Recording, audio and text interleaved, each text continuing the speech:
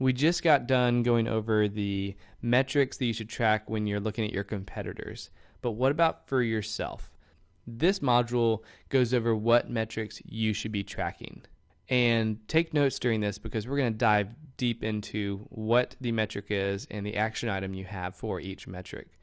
And also know that these metrics are really focused on Google Analytics because we're focused on e-commerce stores, and Google Analytics gives you the free version and the fastest way to really get these metrics determined by you. The most important metrics depend on the current goals of your website. Now, for example, if your goal is to increase conversions, then you're going to be paying attention to different metrics than if your goal is to increase the numbers of new visitors that you have to your website. Now, we know that you need to pay attention to everything in your store, but the most important thing is to know exactly what your metrics mean. It's easy to see everything using these tools like Google Analytics and Crazy Egg and ClickTail and all these, but extracting insights out of your metrics can be complex and many times difficult. Here are the most important metrics from Google Analytics with examples from each of them for your e-commerce store. Number 1 is product revenue broken down by specific products. What products are your best sellers? What 20% of your products result in 80% of your profit? This is a huge metrics to track because it's going to give you the idea of what is the top selling product on my website.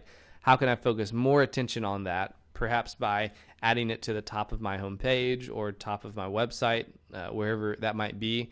Focus on it more in PR, on social media, SEO, email, whatever it might be. Now you know what areas, depending on the product breakdown metric, that you need to really pay attention to.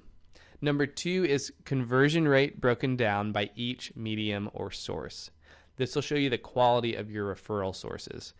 Many times you'll have a lot of lines out in the water. Which ones are actually attracting the fish? Which ones are bringing you the most traffic? And break that down based on your conversion rate. Which ones are bringing you not only the most traffic, but the most money? What you're going to find out is their sources that convert the highest traffic, whether it's search engines, referral traffic, email marketing, whatever it might be. And now you know what to focus on to improve your best traffic source. Identify it and take action. The third one is revenue broken down by day and time of the week.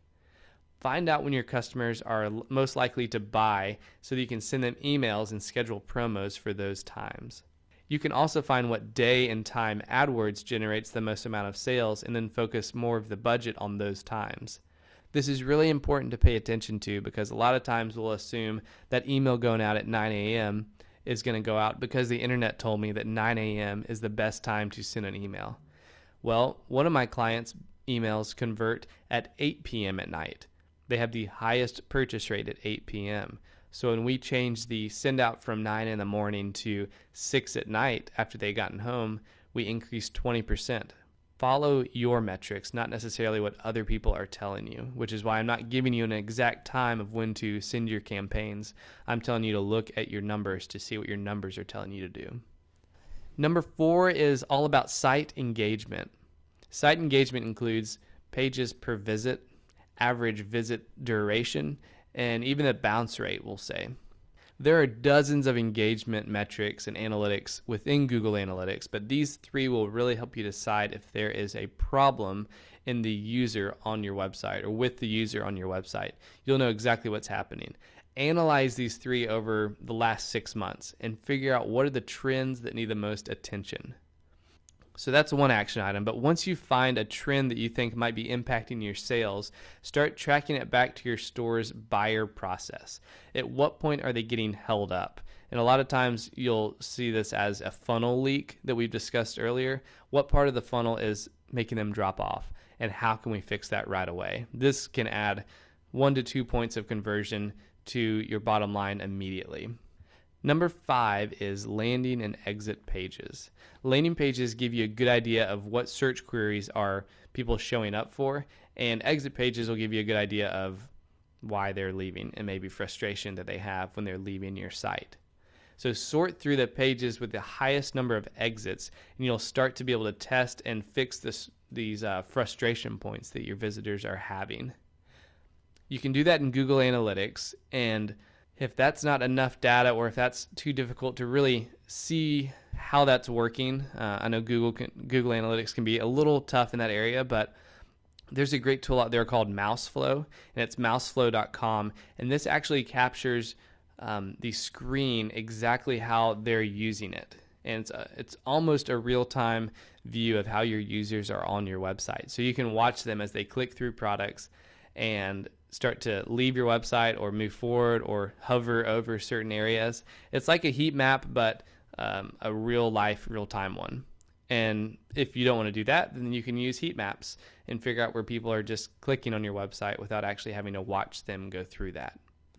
Now with this, you can find pages where people are getting frustrated, whether that's a landing or an exit page, and this can speak volumes as to how your people are finding you and how they're abandoning you. Major wins when you do this, when you fix this. Now, number 6 is shopping cart abandonment. This has to be the number one thing. I know it's number 6, but it is the most important thing. Shopping cart abandonment is the online equivalent to watching your customers pull out their credit card and hesitate to give it to you. They put it back in their pocket and they leave. You can track cart abandonment by setting up goals in your analytics, with the goal of being number of purchases completed. So you'll be able to see how many people came into the cart and how many people completed a purchase. And the number that didn't complete is going to be your abandoned cart rate. We really want to fix this as much as possible all the time. A way you're going to be able to track this is going to be using heat maps like Crazy Egg or Mouseflow that we mentioned before, and watching people go through. Because if you can increase your conversion rate on if you can decrease your cart abandonment, then you're immediately making tweaks that are going to bring more to your bottom line instantly. I mean, we're talking, let's say 100 people come to your website and 50 of them leave with stuff in their shopping cart, then you have 50 people that are waiting to purchase a product. And a portion of those have already moved on. They've purchased from someone else. They decided not to buy, but there are still people waiting there to buy from you. How do we get them to really take action next time they're in our shopping cart? That's a main thing to focus on, the shopping cart abandonment. Also, the other 5 that we talked about are huge, but all of these can start to increase your conversion rate just one small tweak at a time. Okay, now we've covered a lot of ways to get people to the website. That was the first section of this course. Now we're moving into the second section, which is all of the on-site activity that your customers are going to have, and how do we optimize that experience? How do we get the most out of them while they're on our website? So this next section, these next modules are really going to dive into not getting people to your website and not worrying about them after they leave, but the experience they have while they're on your website.